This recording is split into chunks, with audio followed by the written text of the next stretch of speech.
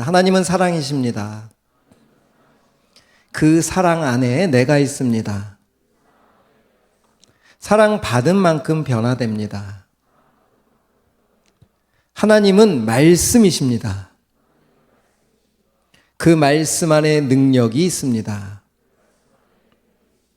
말씀을 듣는 만큼 살아납니다. 내 마음을 주님께 엽니다. 아멘. 지난 주일날 여호수아 6장 이야기로 여러분들과 말씀을 나누었습니다. 6장의 주인공은 누굴까요? 생각나는 한 여인이 있습니다. 하나님의 때에 마지막 나팔이 불렸어요. 사진을 한 장 띄워주시면 하나님의 이 마지막 타임 스케줄이 다 끝났습니다. 우리에게도 이 하나님의 시간은 반드시 찾아올 거예요. 그 여호수아 6장이 그 이야기를 한 겁니다. 이스라엘 백성들 통해서 하나님을 대변하도록 여리고성을 향해서 7일 동안을 돌게 하시고 드디어 하나님의 시간의 때에 멈추고 나팔을 불게 하셨어요. 그 나팔의 이름이 소파르라고 하는 나팔이에요. 심판이 목적이 아니라 평화의 나팔입니다. 소파르. 하초츠라라고 하는 다른 나팔을 부신 게 아니에요. 대적하다, 싸우다가 아니라 소파르의 나팔을 부셨어요. 그러니까 우리 주님이 이 땅에 오실 때 우리를 심판하러 오시는 것이 목적이 아니라 구원하시려고, 우리와 연합하시려고 오시는 것이 목적이다라고 하는 것을 여호수아 6장을 통해서 보여주시면서 여호수아 6장 17절부터 19절에 영적인 큰 원리를 설명해 놓고 있어요. 한번 읽어볼까요? 이 성과 그 가운데에 있는 모든 것은 여호와께 온전히 바치되 기생 라합과 그 집에 동거하는 자는 모두 살려주라. 이는 우리가 보낸 사자들을 그가 숨겨 주었음이니라. 18절 너희는 온전히 바치고 그 바친 것 중에서 어떤 것이든 취하여 너희가 이스라엘 진영으로 바치는 것이 되게 하여 고통을 당하게 되지 아니하도록 오직 너희는 그 바친 물건에 손대지 말라. 이제 여리고성을 향해서 마지막 나팔이 불기 전에 이스라엘 백성들을 향해서 하나님의 이 언약 같은 말씀을 해 놓으신 거예요. 여기에 온전히 바쳐라. 여러분, 그 안에 남녀노소 인본주의로 성경을 바라보면 어떻게 하나님은 그 어린아이까지, 그 연세 드신 사람들까지 다 죽이라고 했을까? 왜 온전히 멸망해야 되는지 이해할 수 없어요. 그렇죠? 근데 이 본문은 그렇게 인본주의로 사람을 완전히 죽이라라고 하는 목적이 아니라 여리고 성에 있는 그 모든 것들을 어떻게 보느냐? 옛사람으로 보는 거예요. 하나님을 대적한 죄인으로 보는 겁니다. 이해되셨어요? 그래서 죄인은 죽어야 새 피조물이 된다는 것을 온전히 바치라라고 하는 것을 통해서 우리들에게 알려주는 거예요. 여러분, 우리가 예수님을 믿었습니다. 하지만 우리 문이 닫혀진 우리의 문이 열려지고 그 주님을 받아들였지만, 구원은 받았지만 우리가 내 내면은 온전한 성품이 됐어요, 안 됐어요? 아직 안 됐잖아요. 여전히 쓴뿌리가 남아있고 옛 성품이 남아있고 옛 방법대로 살려고 하는 내 본성들이 남아있잖아요. 그러면 여리고성 안에 있는 그 7 족속들, 그 모든 족속들이 온전히 바쳐져야, 온전히 죽어야 새 사람이 된다라고 하는 개념으로 이걸 설명한 겁니다. 이해되셨죠? 사람을 죽이는 게 목적이 아니에요. 하지만 내 안에 있는 죄는 죽어야 됩니까? 살아야 됩니까? 이미 예수님 안에서 죽은 사실이에요. 그 죽은 사실을 믿음으로 바라보고 여전히 옛 것들이 올라올 때마다 그 올라온 것들을 온전히 십자가로 넘기는 훈련을 해야 된다는 겁니다. 그래야 내 삶이 하나님이 원하시는 백성으로서 제사장으로서 살 수 있다라고 하는 개념으로 너희들 모든 것은 여호와께 온전히 바치되, 여기서 아멘 해야 되는 거예요. 하나님, 내 안에 옛 모든 성품들은 다 십자가로 넘깁니다. 이미 십자가에서 끝났습니다 라고 선포하는 것이 중요하다는 거예요. 가나안의 가치와 가나안의 원리와 가나안의 철학과 가나안의 문화와 사상들은 온전히 끝나야 되는 거예요. 그래야 그리스도의 문화로, 예수 그리스도의 사랑으로 다시 세워질 것이다 라고 하는 거예요. 여러분, 우리가 그런 과정을 지금 걸어가고 있는 거예요. 이 안에는 완전한 사람은 단 한 사람도 없어요. 모두가 구원은 받았지만, 예수님을 믿는 순간 구원받은 자가 되었지만 아직 온전한 구원받은 자는 아니에요. 구원은 완성됐지만 내 안에 있는 성품들이 이제 십자가에 계속 다스림을 받으면서 그것이 좀 깎이기도 하고 부딪혀서 좀 내 모양이 좀 흐물어지기도 하고. 어떤 자매하고 토요일날 제가 신방을 하면서 우리 공동체에 있어야 될 이유가 뭔지를 나누었어요. 공동체에 들어와 있는 것이 쉽지 않거든요. 내 마음에 드는 일들이 별로 없어요. 아무리 친해도 내 마음에 드는 옆에 있는 지체들이 다 그렇게 들지 않아요. 하지만 그렇게 불편함 속에서도 내 존재를 돌아보며 같은 지체로서 잘못된 모습들을 보면서 내 내면에 있는 혹 그런 죄가 없는지, 그러면서 그 아직 완성되지 않은 지체들을 향해서 계속 중보하고, 또한 그 모습을 통해서 내 안에 있는 죄를 발견하고 주님께로 십자가로 넘기는 훈련은 이 공동체 아니면 할 수 없어요. 절대 혼자는 그런 훈련 받을 수 없습니다. 그래서 공동체가 중요한 거예요. 그래서 우리가 이 공동체 생활은 먼저 내가 작아지는 훈련을 하는 거예요. 깎이고 좀 낮아지고. 그런데 어느 날 그렇게 훈련 받다 보면 하나님이 쓰실 때 되면 그 작아졌던 내가 엄청 큰 벽돌이 되는 거예요. 어느 날 하나님이 너 모퉁이 돌이 됐으면 좋겠다. 어느 날 너 그냥 작은 벽돌 하나가 되었으면 좋겠다. 언제든지 하나님이 사용할 수 있는 자기를 존재를 드릴 수 있는 사람이 되도록 지금 훈련해 가는 과정이 바로 이제 7장부터 시작이 되는 거예요. 온전히 바치는 것이 무엇인지, 우리 내면에 있는 죄들이 무엇인지를 생각하게 되는데, 책을 하나 소개하겠습니다. 이건 꼭 필독입니다. 우리 하나 올려주시겠어요? 다 따라해 볼까요? 시작. 내 안에 죄 죽이기. 이 책은 여러분들이 꼭 읽고 꼼꼼히 체크해야 돼요. 구원받았지만 우리 내면에 여전히 쓴뿌리와 죄들이 가득하거든요.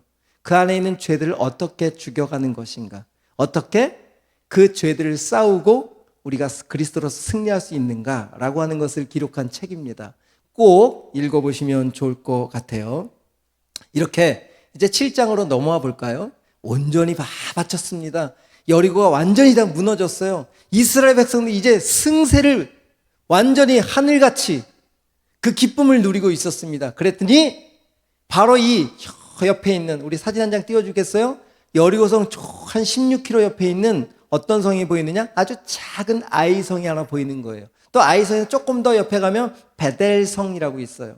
이제 차츰차츰 가나안에 있는 성들을 하나씩 정복해 가야 되는데 가장 가까운 아이성의 눈에 탁 들어온 거예요. 자, 7장 2절 한번 읽어보겠습니다.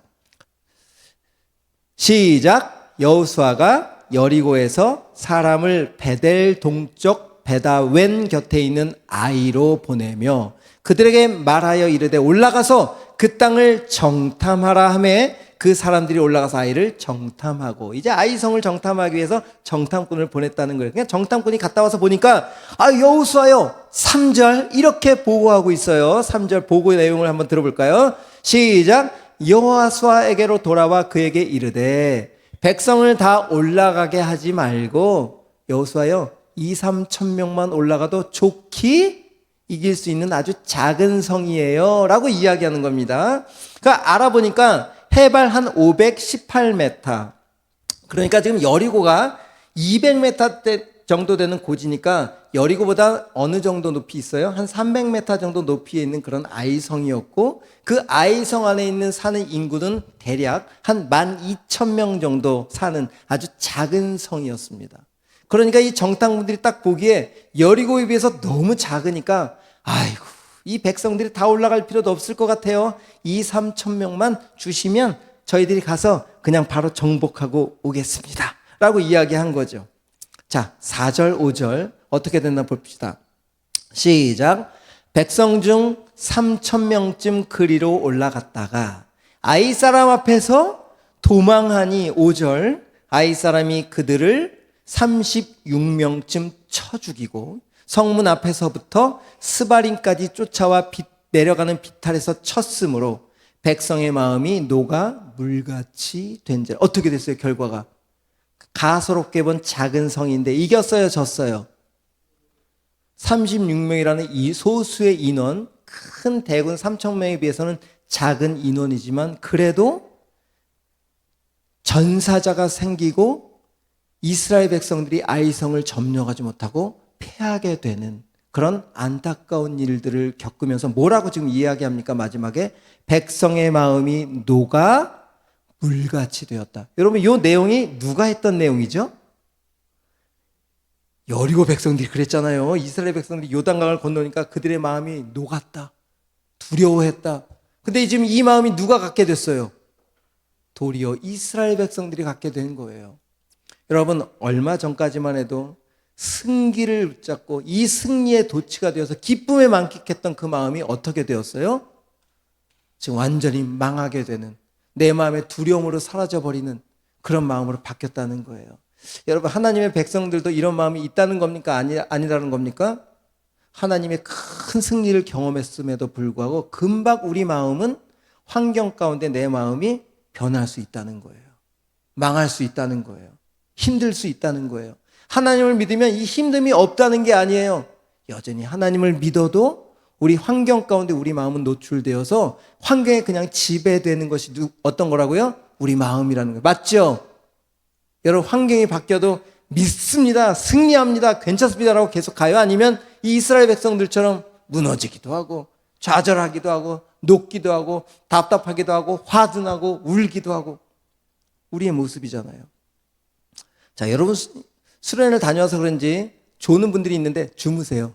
근데 오늘 특별하게 허락하겠습니다. 편히 눈치 보지 말고 자도 됩니다. 하지만 깨어있는 사람은 더 집중해서 말씀을 들었으면 좋겠어요. 자, 이렇게 마음의 백성이 물같이 녹았더라.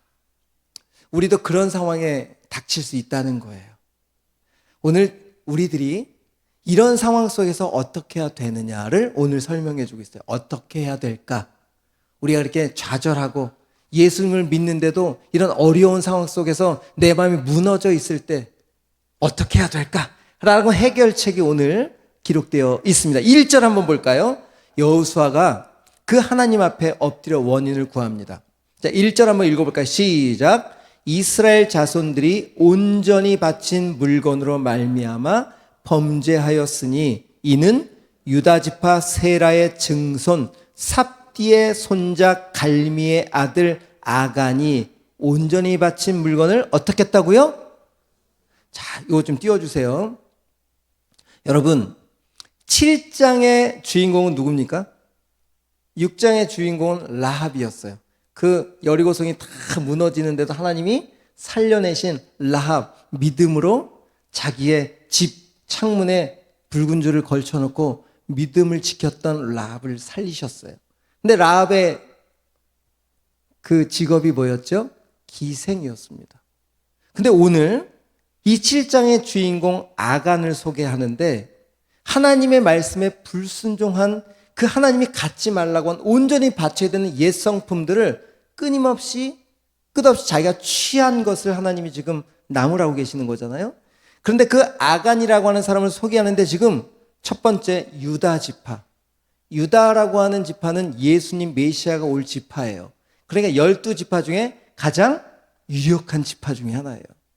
유다 지파에, 자, 우리 올려주실래요? 제가 좀 설명해 놓은 것들. 유다라고 하는 이름의 뜻이 찬송하리로다 라는 뜻이에요.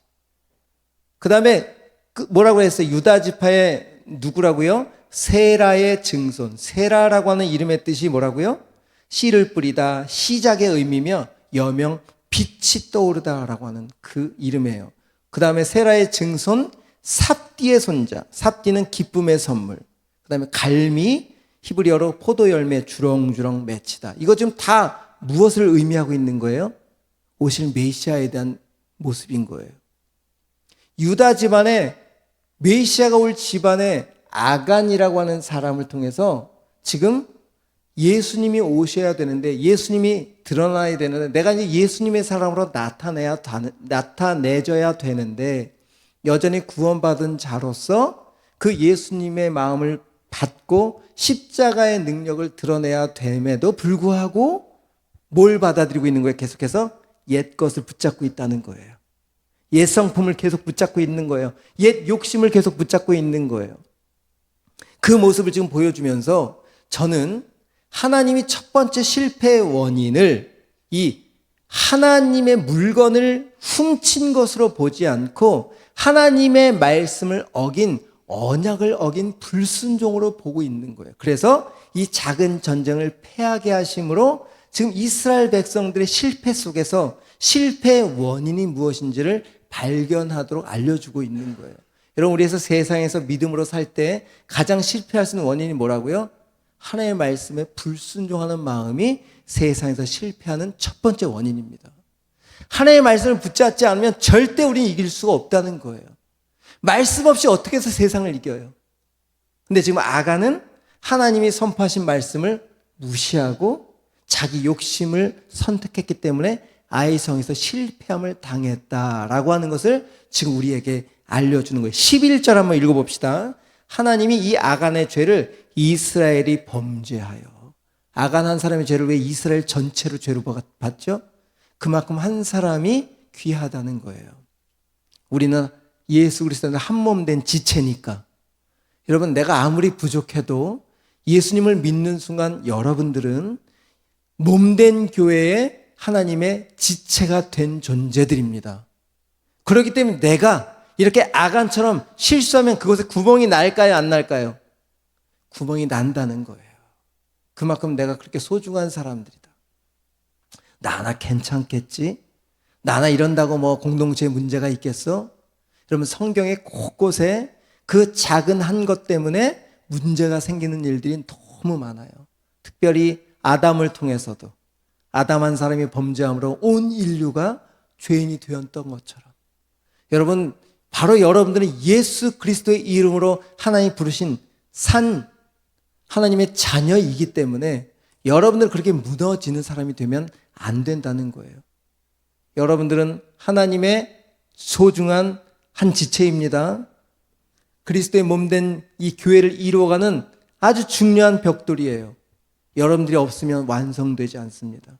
그래서 이 아간 한 사람의 범죄를 이스라엘 범죄로 보신 거예요. 그리고 11절을 조금 더 읽어보면 이스라엘이 범죄하여 내가 그들에게 명령한 나의 언약을 어겼다. 지금 훔친 거라고 본 거예요? 언약을 어긴 거로 보신 거예요? 하나님은 언약을 어긴 것을 보는 거예요. 우리가 물건 한 번 훔쳤다고 우리가 지옥 가는 게 아니라 지금 내가 그리스도인으로서 승리하느냐 실패하느냐를 지금 따지고 있는 거예요. 우리 구원은 취소되지 않아요. 예수 그리스도 안에서. 근데 구원받은 자로서 세상에서 승리하기를 원하는데 왜 아이성을 앞에서 그 실패할 수밖에 없느냐?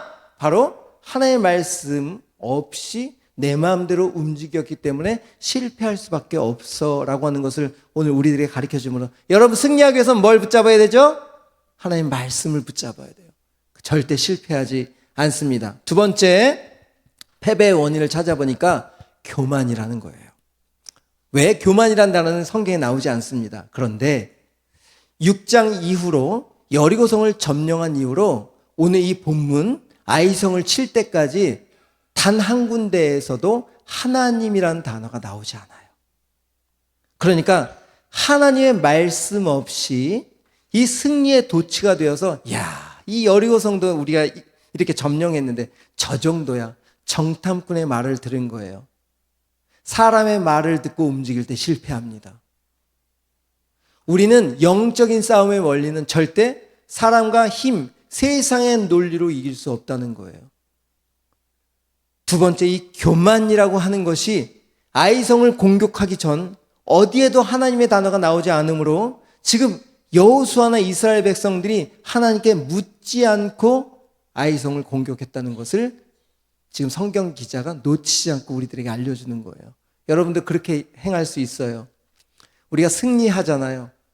한번 이겼잖아요. 그러면 그 다음엔 또 내 힘으로 부딪힐 수 있다는 거예요. 반드시 집니다. 오늘 이겼어도, 오늘 주님의 이름으로 이겼어도 당장 그 다음 스텝에서 주님 이름 붙잡지 않으면 우리는 이길 수 없다는 거예요. 영적인 승리의 원리는 끝까지 예수 그리스도의 이름을 붙잡고 가는 것이 승리의 원동력인 거예요. 무기를 가지고 싸우는 것이 아니라 예수 그리스도의 이름으로 싸우는 거예요. 오늘 이겼다고 내일 승리할 수 없어요. 예수님 없이는. 끊임없이 예수님을 붙잡고 가야 된다는 것을 오늘 알려준 거예요. 여러분, 미국 프로야구 메이저리그, 이제 자매들은 잘 모를 수 있어요. 무시하는 건 아닙니다. 아실 분도 아실 수 있고. 싸이 영상이라고 아세요? 그 해에 가장 훌륭한 투수에게 주는 상입니다. 그런데 이 투수 MVP라고 할 수 있는 이 영예로운 상인데, 이 상의 이면에는 묘한 징크스가 있다고 해요. 싸이 영상을 수상한 다음에는 엄청난 슬럼프에 빠진다는 거예요. 근데 이 슬럼프에 빠지는 이유를 기자들과 많은 연구진들이 분석을 했는데, 첫 번째, 싸이 영상을 수상한 투수는 갖가지 행사와 광고로 인해서 바빠지면서 훈련을 게을리하기 때문에 그 다음에 슬럼프에 빠질 수 있다라고 하는 어떤 원인이 나왔고, 두 번째는 오프시즌 이제 준비하는 시즌 동안에 다른 팀들이 이 싸이 영상을 받은 그 투수를 철저히 분석하는 거예요. 그래서 그 연구하고 그의 약점을 찾아내서 이 다음 해에는 그 전해와 다르게 다 대처가 되어 있기 때문에 슬럼프에 빠질 수 있다. 이런 이유를 설명했습니다. 제가 이것을 좀 생각해 보면서, 싸이 영상을 받았다고 교만하는 순간 그 다음에는 완전히 망가질 수 있구나. 영적인 원리도 비슷하다고 생각이 된 거예요. 우리가 오늘 승리했다고 해서 또 승리를 장담할 수 없어요. 우리 힘으로는 절대 이길 수 없게 하나님 만드신 거예요. 여리고성도 하나님이 하신 거잖아요. 하나님이 먼저 시작하셨고, 하나님이 불게 하셨고, 하나님이 소리 지르라고 하셨고, 계속해서 이스라엘과 여호수아는 하나님의 말씀을 붙잡고 갔기 때문에 여리고를 점령할 수 있었던 거예요. 근데 그걸 잠시 잊어버린 거예요. 승리 때문에 교만한 거죠. 여리고라는 작은 숫자적인 노름에 또 옛 성품, 옛 방법에 내 마음을 빼앗김으로써 그 성을 실패하게 하셔서 다시 한번 너 세상을 이기는 것은 그렇게 쉬운 일이 아니야.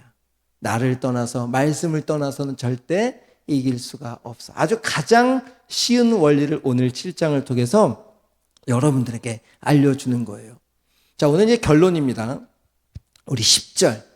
그렇게 실패하고 있다면, 실패한 그런 여호수아와 이스라엘 백성들이 하나님 앞에 엎드려서 하루 종일 회개를 합니다. 옷을 찢고, 하나님, 우리가 이렇게 실패한 원인이 무엇입니까? 하면서 하나님 앞에 엎드리는 정말 아름다운 모습을 보여주세요. 여러분, 이렇게 우리는 하나님 앞에서 실패하고 세상을 향해서 나갔던 그런 주저앉아 있을 때 그런 모습 속에 정말 하나님을 찾아야 되죠. 하나님 앞에 무릎을 꿇고 하나님께 간구해야 되는 시간들이 필요한 거예요. 그런데 기도만 하고 있지 말라는 거야. 오늘 놀라운 말씀을 하세요. 10절 우리 한번 다 같이 읽어보겠습니다. 시작. 여호와께서 여호수아에게 이르시되 뭐라고요? 이제 기도 그만하고 일어나라. 일어나라는 거예요. 어찌하여 이렇게 엎드렸느냐? 이게 무슨 말일까요?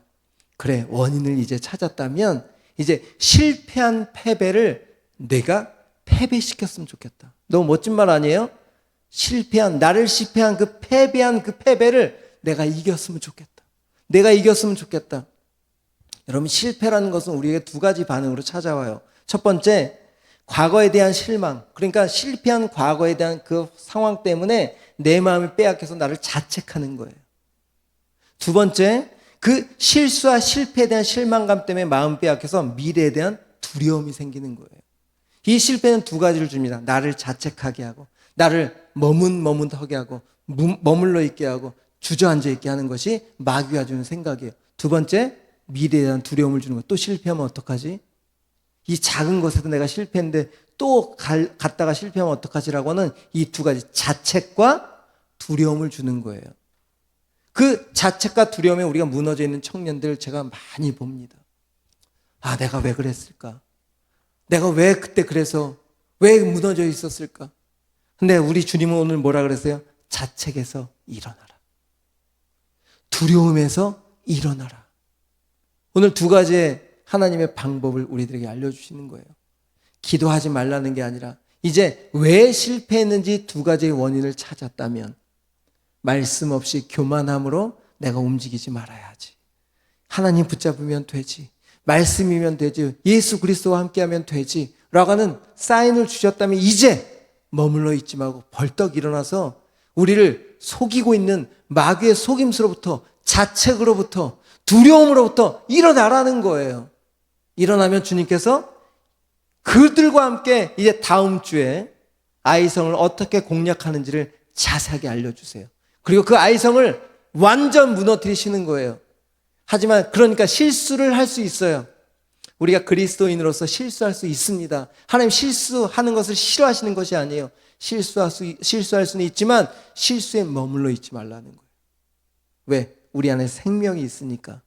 생명을 붙들고 하나님의 말씀에 반응할 때 우리 실패였던 실패를 우리는 패배시킬 수 있다는 거예요. 이게 우리 안에 주어진 예수 그리스도의 생명의 능력이라는 사실입니다.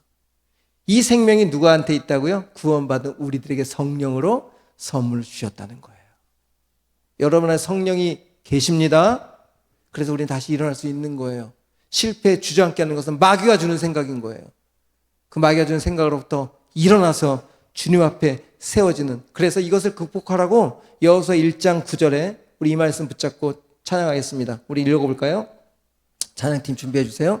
다 같이 읽어봅시다. 시작. 내가 내게 명령한 것이 아니냐. 강하고 담대하라.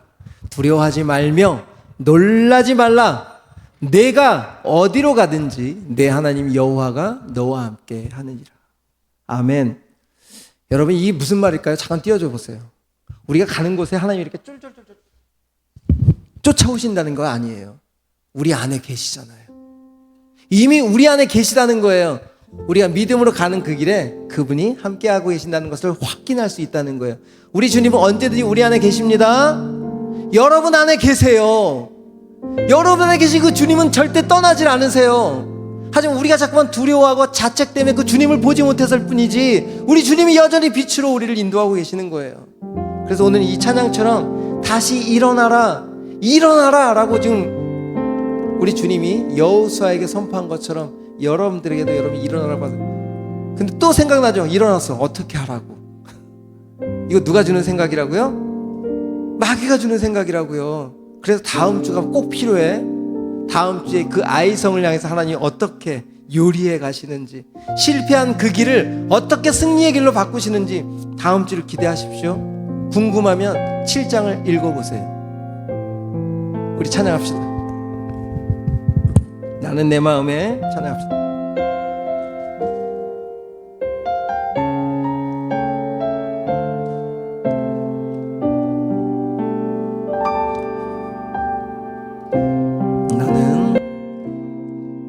나는 내 마음에 복음이 흥했던 곳에서 다시 아버지를 만나고,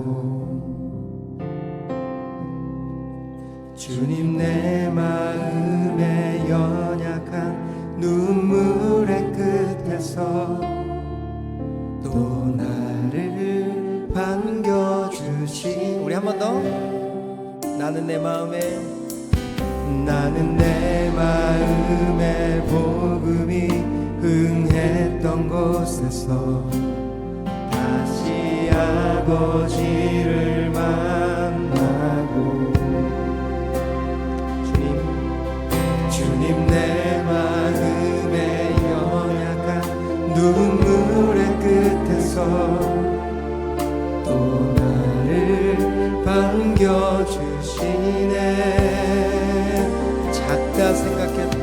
작다 생각했던 그의 부르심 다시 나를 회복해 하시네. 다시 일어나 주를 예배하니 내 모든 기쁨이 되리. 그의 기쁨 되어 삶의 모든 순간을 주께 다 내어드리리. 나는 내 마음에 복음이 흥했던 곳에서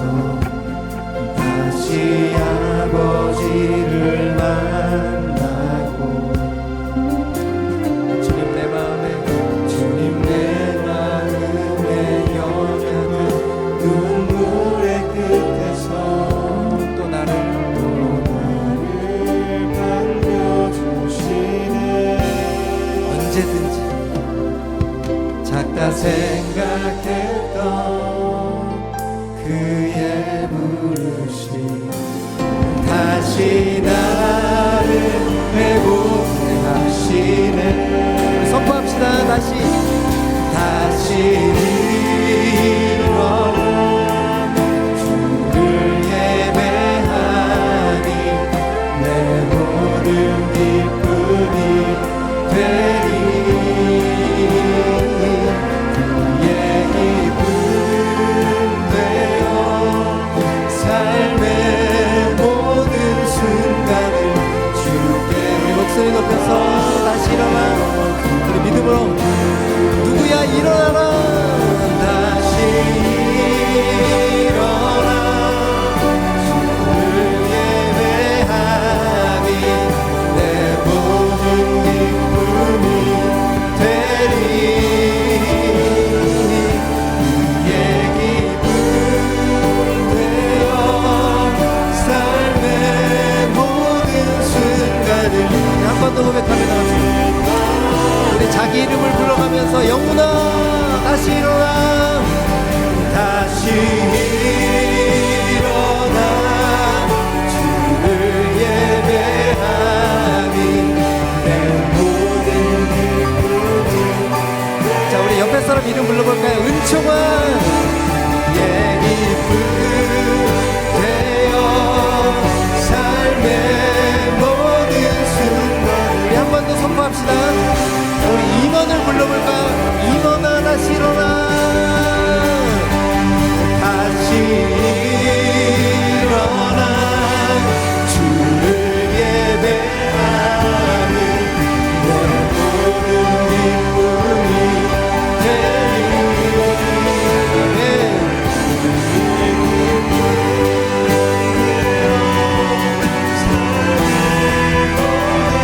우리 한 번 더 마지막으로 자기 이름을 시작. 누구야 다시 일어나 주를 예배하니 내 모든 기쁨이 되리. 그의 기쁨 되어 삶의 모든 순간을 주께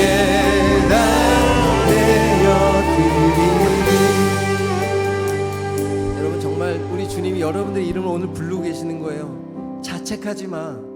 너희들 넘어질 수 있어. 쓰러질 수 있어. 괜찮아. 하지만 거기 머물러 있지 말고 일어나기를 바란다. 그럼 다음은 내가 책임질게. 우리 주님이 책임져 주신다는 그 주님의 말씀에 우리 다시 한번 믿음으로 일어나 봅시다. 자기 이름을 부르고 하나님, 제가 주님의 말씀 붙잡고 다시 일어나게 하여 주옵소서. 주저앉아 있지 않게 하여 주옵소서. 우리 다 같이 기도하며 나갑시다.